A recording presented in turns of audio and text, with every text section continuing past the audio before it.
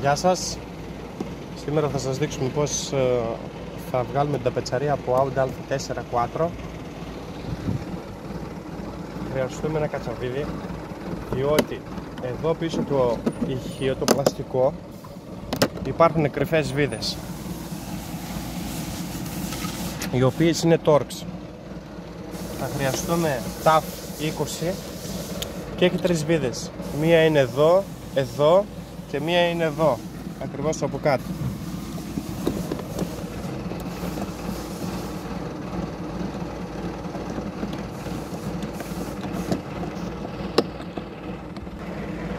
Αφού λύσουμε τις βίδες, παίρνουμε κάποιο κατσαβίδι αν έχουμε ή κάποια λάμα και προσπαθούμε να περάσουμε χωρίς να κάνουμε ζημιά για να ανοίξουμε τα clips.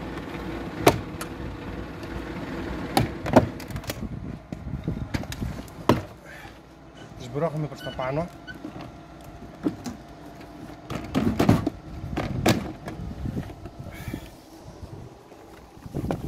και βγάζουμε την τίζα και το βαρελάκι και βγάζουμε και το καλώδιο, το οποίο το πατάς μέσα και τραβάς προς τα έξω και έτσι βγάζουμε μια ταπετσαρία από Audi A4 Quattro.